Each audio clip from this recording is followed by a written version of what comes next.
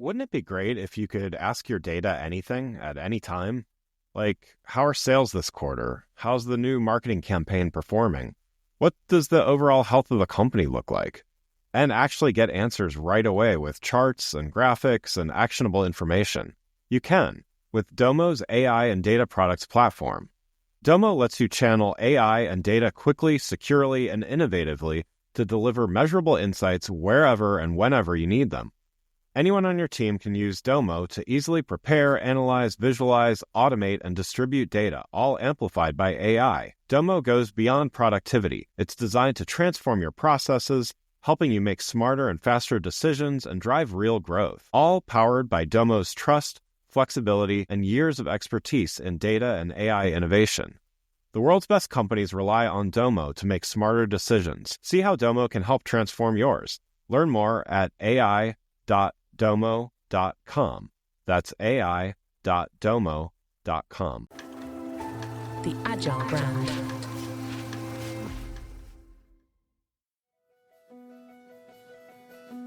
Welcome to Season 6 of the Agile Brand, where we discuss marketing technology and customer experience trends, insights, and ideas with enterprise and technology platform leaders. We focus on the people, processes, data, and platforms that make brands successful, scalable, customer-focused, and sustainable. This is what makes an Agile brand. I'm your host, Greg Kihlstrom, advising Fortune 1000 brands on MarTech, marketing operations, and CX, best-selling author and speaker. The Agile Brand podcast is brought to you by TEKsystems, an industry leader in full-stack technology services, talent services, and real-world application. For more information, go to teksystems.com. Before we get started, I wanted to let you know that my latest book, Priority is Action: 7 Principles for Better Strategies, Decisions, and Outcomes, is now available.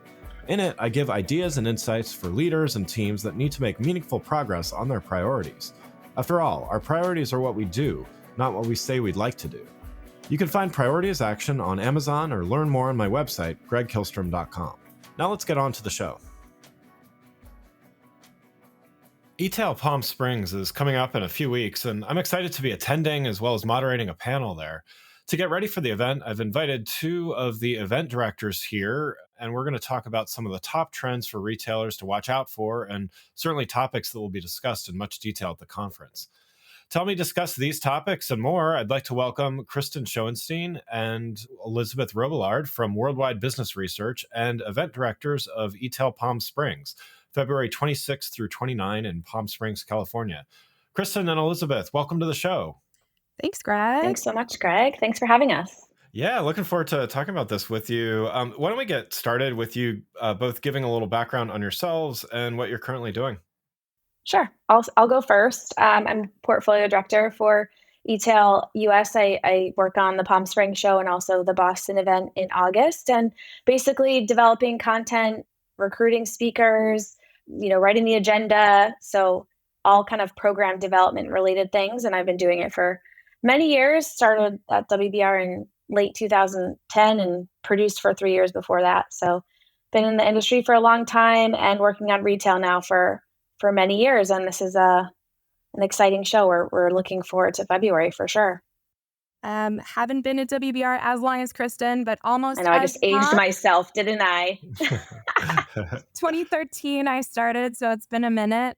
But I also work with Kristin on coming up with the programming for eTail Palm Springs specifically. We do research with all of the retailers in the industry, which is really kind of how we craft all of our programs. Content is definitely king for us. But I also work on financial services events, which gives me a really interesting perspective on where the 2 different industries are compared to each other. Finance is very far behind, so it's always exciting to come back to the world of retail and kind of jump back into the future. So that's a little bit on us. Wonderful. Well, yeah, looking forward to talking about this with you, and definitely looking forward to the event coming up here. So the first topic I wanted to talk about is this idea of hybrid or omnichannel excellence in retail. And certainly the new standard for retailers is that consistent and excellent omni-channel experience for their customers, just across the board. Where are most retailers in terms of their maturity here? And, is this going to continue to be a focus in 2024 and beyond to catch up to a few category leaders? I think, omnichannel is definitely still a focus area. It's now table stakes, right? I mean, during the pandemic, everyone who wasn't where they were supposed to be had to quickly catch up and just put something in place as quickly as possible to kind of get to where they needed to be. So we're still seeing, companies continuing to try new technologies and upgrade the experience and make sure it's as seamless as possible. So yes, I definitely still think it's a focus area for all types of retailers. Our customer expectations just continue to increase, and we want our orders to be, filled quickly, regardless of where we decide to shop. We're seeing a lot of focus on omni fulfillment and just really, I think, just continuous improvement because everyone else is doing it. So it's like you have to keep up with the pace of change, and the expectations of the customer. So yeah, we're definitely hearing that as a high priority for all types of retailers. Yeah. What about the smaller or upstart retailers out there? Are they having a more difficult time because of, potentially less resources? Do they have an easier time because they're more nimble, or are, challenges between big and small retailers simply different, when it comes to achieving this omnichannel excellence? I would definitely say the challenges are just different for a smaller or upstart retailer. They are, like you said, more nimble.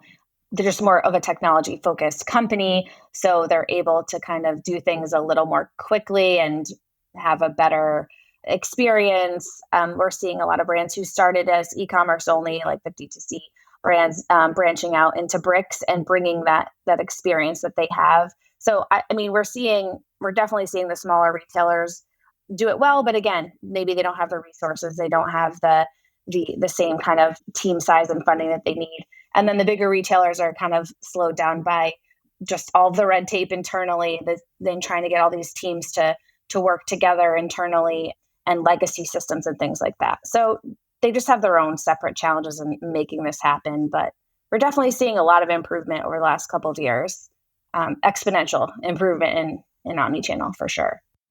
So next topic, certainly one thing top of mind for everybody these days, and certainly for retailers, and I'm sure it's going to come up a few times at the show coming up here. But no conversation would be complete without bringing AI into things, right? So it is.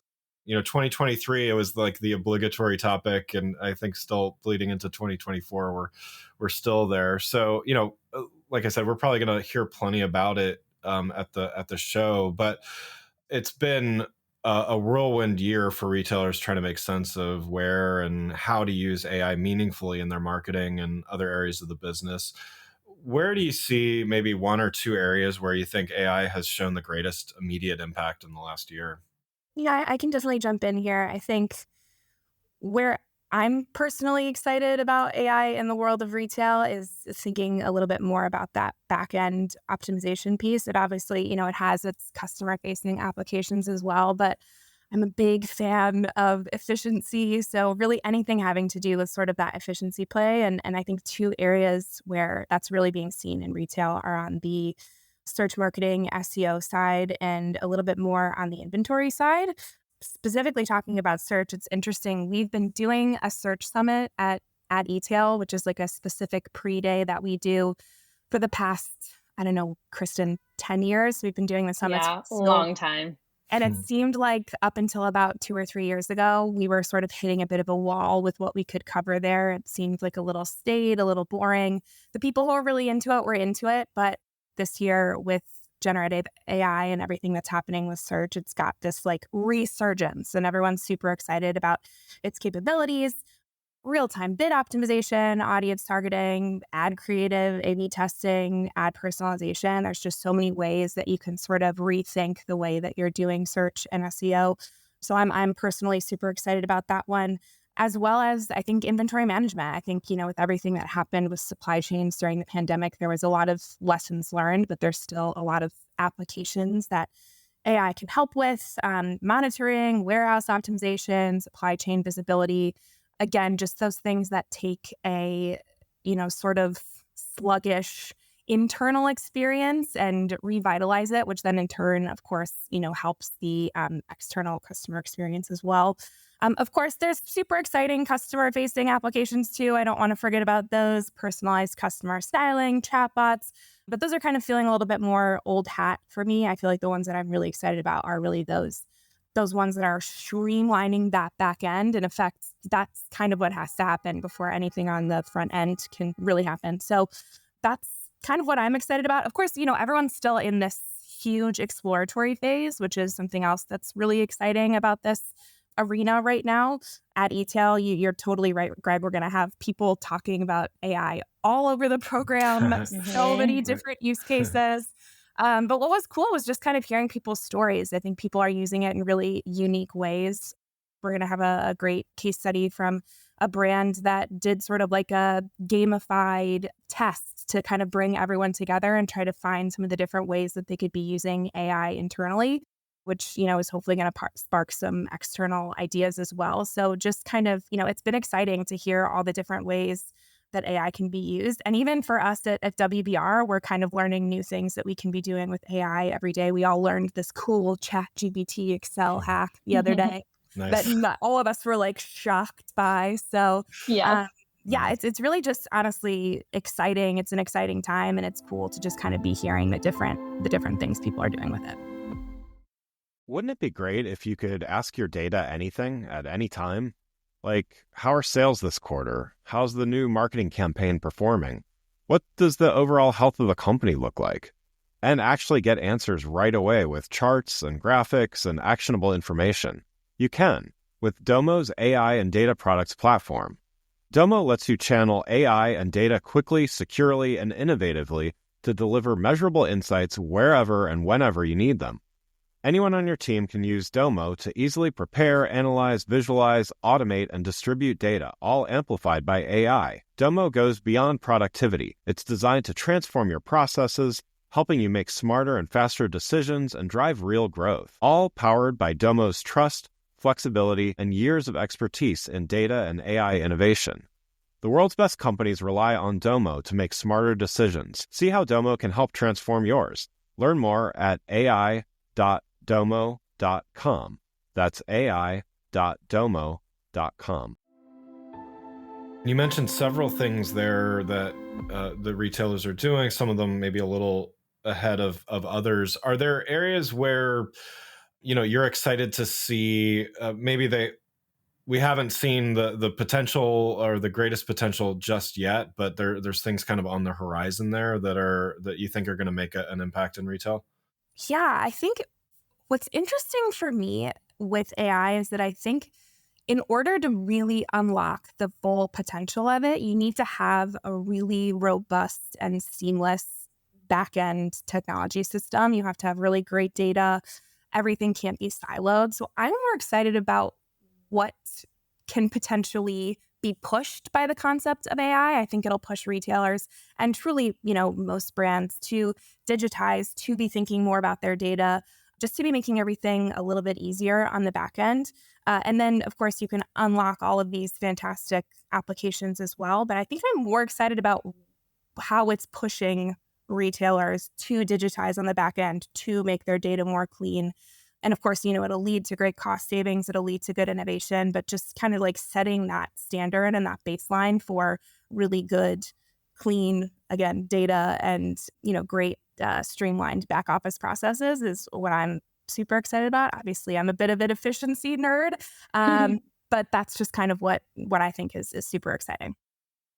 So last thing I wanted to talk about is just, in general, I mean, we touched on AI and we talked a bit about Omnichannel and some of those things, but there's competitive pressure, customer expectations, all of these things are continuing to push retailers to just innovate and find better ways, whether it's greater efficiency or providing better experiences, better sustainability, and in many cases, all of the above. What are you seeing here as far as, what are the trends here that retailers really need to be paying attention to? I know this is a big question. So, in any or all of those areas, what are you seeing that's really exciting?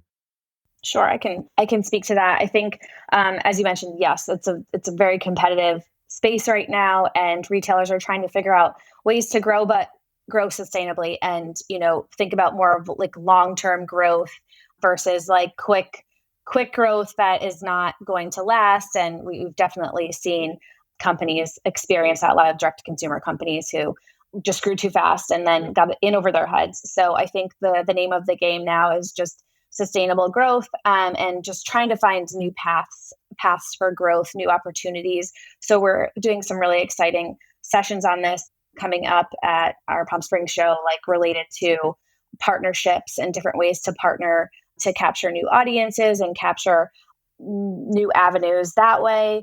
We're seeing a lot of interest in retail media networks as another path.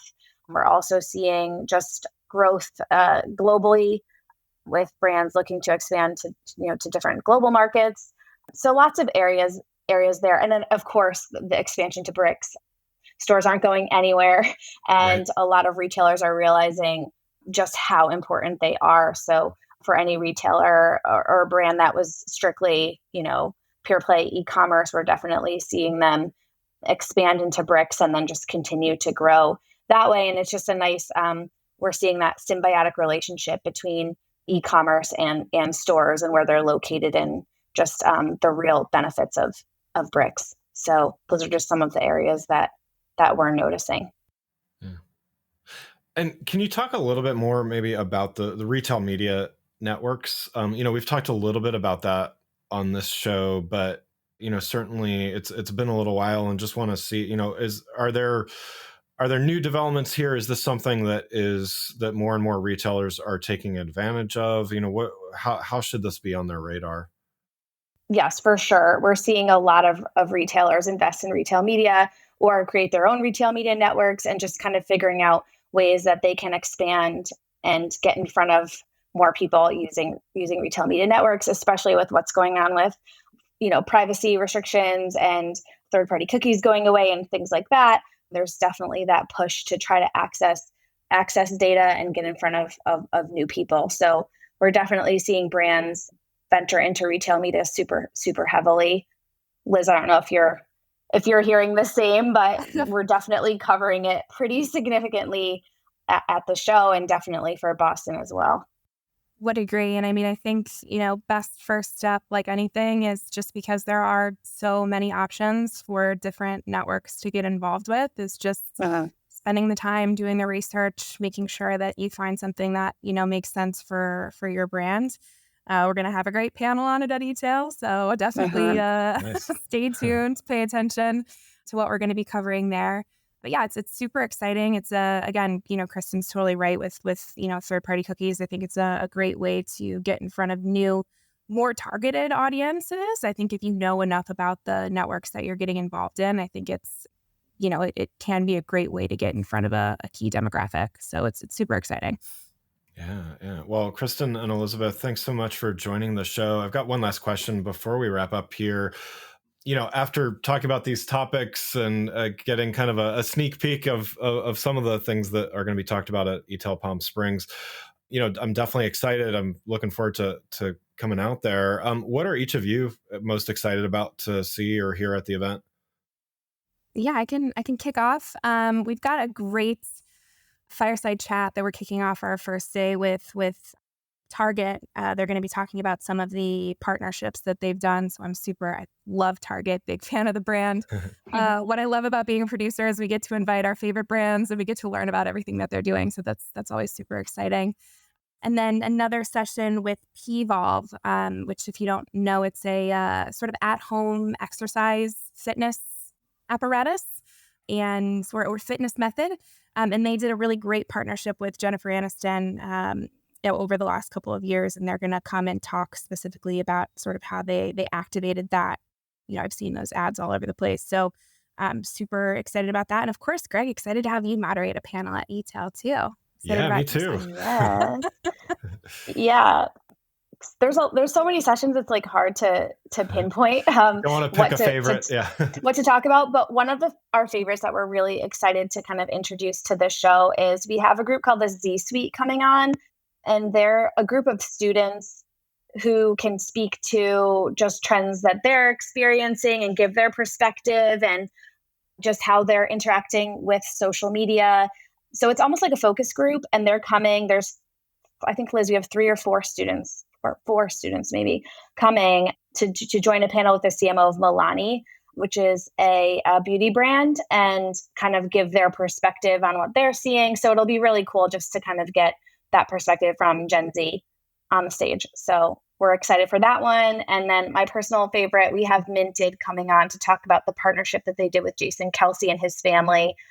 So very timely, given the Travis and Taylor right experience that's going on right now, to talk about that partnership. They put that together in like 10 days and was a really successful initiative for Minted. So looking forward to that case study for sure. Nice. It's our 25th anniversary too. So Yes. we're excited about that. Been around since 1999. So we've got a lot of kind of fun things to celebrate that. We're definitely going to be doing some blasts from the past. We've pulled up some old brochures from way back in the day with some hilarious topics. Yes. It's hilarious how little the topics have actually changed, actually. But it's really great, future, back to the future kind of stuff. So we're excited about that too. Nice. Love it. Well, yeah, can't wait for the show. And again, I'd like to thank Kristin Schoenstein and Elizabeth Robillard from Worldwide Business Research and event directors of eTail Palm Springs, which is happening February 26th through 29 in Palm Springs, California, for joining the show. You can learn more about Kristin and Elizabeth, eTail Palm Springs, and Worldwide Business Research by following the links in the show notes. Thanks again for listening to The Agile Brand, brought to you by Tech Systems. If you enjoyed the show, please take a minute to subscribe and leave us a rating so that others can find the show more easily. You can access more episodes of the show at www.gregkihlstrom.com. That's GregKihlstrom.com. While you're there, check out my series of best-selling Agile brand guides covering a wide variety of marketing technology topics, or you can search for Greg Kihlstrom on Amazon. The Agile Brand is produced by Missing Link, a Latina-owned, strategy-driven, creatively fueled production co-op. From ideation to creation, they craft human connections through intelligent, engaging, and informative content. Until next time, stay agile. The Agile Brand.